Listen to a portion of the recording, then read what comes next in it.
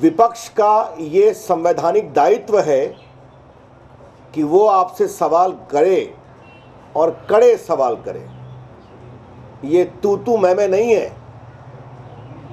अगर जनता ने आपको राज करने का अवसर दिया है तो जनता के हितों के पहरेदार के रूप में हमें नियुक्त किया है और हम उस पहरेदार का काम करते रहेंगे, भले आप उसे तू मैं कहें या एक शेर पढ़कर अपनी खामोशी पर संतोष करें।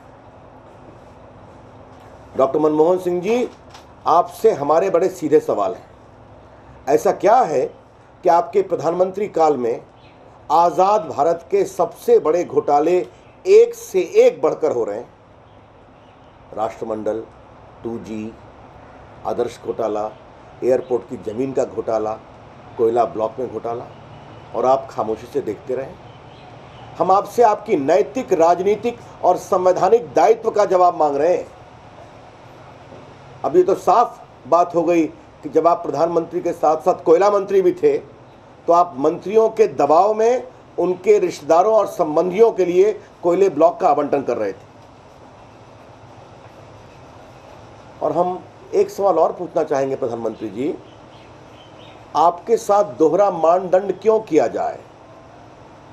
अगर 2G में CBI की इंक्वायरी को लेकर तत्कालीन मंत्री श्री राजा और दयानिधि मारन को पद से त्यागपत्र देना पड़ा है, तो जब CBI आरंभिक जांच में ही गड़बड़ी पकड़ रही है तो आप कोयला मंत्री के रूप में इस्तीफा क्यों नहीं देंगे ईमानदार जांच के लिए? यही तो हम सवाल पूछ रहे हैं। और अगर ये सवाल पूछ रहे हैं तो इसमें तू मैं क्यों है? प्रधानमंत्री जी, देश हित में हम ये सवाल उठाते रहेंगे। जैसा सुषमा जी, अरुण जी ने मांग किया है, इन सारे कोल आवंटन ब्लॉक को तुरंत कैंसिल किया जाए, आप इस्तीफा दें और एक फेयर, ईमानदार प्रोब हो। Honourable the prime minister, it is our constitutional obligation as the principal opposition along with other opposition parties to ask questions from you, to seek accountability from you. It is not tu मैं। If the people have elected you to govern the country, they have also given us the responsibility to become custodian of their interests. And we shall continue to ask questions, whether you call it tu मैं or seek solace about your silence by reciting certain Urdu couplet. Dr. Manmohan Singh ji, we have a very straight question to ask from you.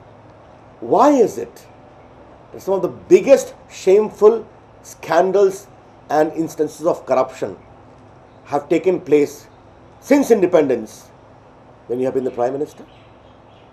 The Commonwealth scam, the 2G scam, the Adarsh scam, the airport land scam, privatization scam, now the coal block scam. We are seeking your moral, political and constitutional accountability, therefore seeking your resignation. Is it not a fact that now it is evident that under the pressure of your ministerial colleague, you as the Prime Minister, also holding the coal minister in charge, was allocating coal blocks for their kith and kins? Public interest was sacrificed. The CBI has found many irregularities even in the preliminary investigation. If on that basis we are seeking your accountability, why different standards for you? If Mr. Raja as the telecom minister or Mr. Dyanidhi Maran were forced to resign in the wake of CBI investigation, why should you remain in office when a CBI investigation is on? A very straight question, Honorable the Prime Minister. We call it tu मैं, but we shall continue to insist your accountability. That's what the country wants. As Sushma ji and Arun ji have already demanded publicly, all these coal blocks must be cancelled, the PM must resign, and there must be a fair probe. That demand remains relevant.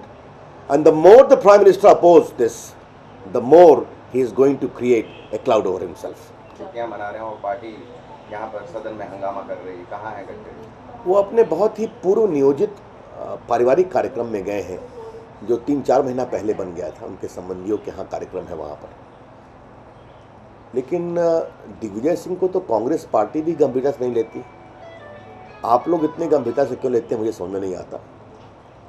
Madhya Pradesh की जनता ने भी उनको बहुत दिन पहले गंभीरता से लेना बंद कर दिया, अब तो देश ने भी बंद कर दिया। So back to coal and interministerial being followed by the UPA government. What do you have to say? It only confirms what we have been saying. If the CBI in the initial investigation, in spite of pressure, has found irregularities, if your own officers are finding irregularities, Honorable the Prime Minister, what you were doing when you were the coal minister? The entire 145 blocks allotted between 2006 to 2009 when you were the coal minister. Therefore, a bounty was sought to be awarded for people having approach. That's the whole thing is about. Sir, प्रधानमंत्री ने कहा है कि राहुल जी को cabinet में आ जाना चाहिए, तो क्या लगता है उनको सरकार में ट्रेनिंग देने की कोशिश की जा रही है? अब ये कांग्रेस पार्टी का अपना अंदरूनी मामला है, वो उनको मंत्री बनाए या प्रधानमंत्री बनाए, ये तो उनका मामला है। सर, सोनिया जी राष्ट्रपति भवन लगातार हर बार मिलने चली जाती हैं, क्या आपको लगता नहीं कि राष्ट्रपति भवन की जरूरत अभी भी पड़ रही है? अब महामहिम राष्ट्रपति से मिलने कोई भी जा सकता है, इस पर मैं कोई टिप्पणी नहीं करूंगा। वो देश के संवैधानिक सर्वोच्च पद पर। सर, कांग्रेस का कहना है कि झारखंड के मुख्यमंत्री अजय मुंडा ने भी सीबीआई से चिट्ठी लिखी थी कोल ब्लॉक ऑर्डर के मामले में। देखिए, आप लोग एक बात समझिए, कोयला खदानों को आवंटित करना भारत सरकार का दायित्व है। कोई भी मुख्यमंत्री तो अनुशंसा करेगा, हमारे यहां उद्योग आए, लेकिन उसको पारदर्शी तरीके से जांच करने का काम तो भारत सरकार का है। और ये तब होता है जब कोयला मंत्री का आदेश होता है, लिखित रूप से उनका दस्तखत होता है। जब मनमोहन सिंह का था, क्या जिस तरह से मंत्रियों के परिचितों को दिया गया है, संबंधियों को दिया गया है, ये अनुशंसा थी क्या? सर, अर्जुन मुंडा जी का उस कंपनी के अंदर उनकी वाइफ भी डायरेक्टर है, जिस कंपनी के लिए उन्होंने अब नहीं, ये ऐसी कोई बात नहीं है। इस बारे में मैं इतना ही कहना चाहूँगा कि सरकार मामले को भटकाने की कोशिश कर रही है। सीधी सी बात। Thank you. अरविंद केजरीवाल ने कहा है कि 2 साल पहले राहुल गांधी से उनकी मुलाकात हुई थी और उन्होंने पूछा था कि जो पैसा है वो डायरेक्ट आप ग्राम सभा क्यों नहीं भेज रहे हैं। तो राहुल गांधी ने कहा था कि अगर हम भेजेंगे डायरेक्ट ग्राम सभा को तो मगरमच्छ जो हमारे आसपास है हमको खा जाएंगे। मतलब राहुल गांधी कैसा एलायंस की तरफ। केजरीवाल से उनकी क्या बातचीत हुई, इस पर मैं क्या टिप्पणी करूं? कोई भी सरकार के पैसे ईमानदारी से खर्चा होना चाहिए, ये सरकार का दायित्व है।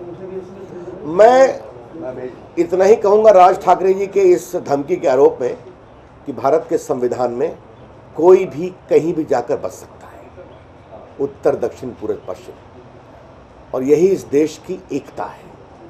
इस एकता का सबों को सम्मान करना चाहिए। पूरा देश एक है।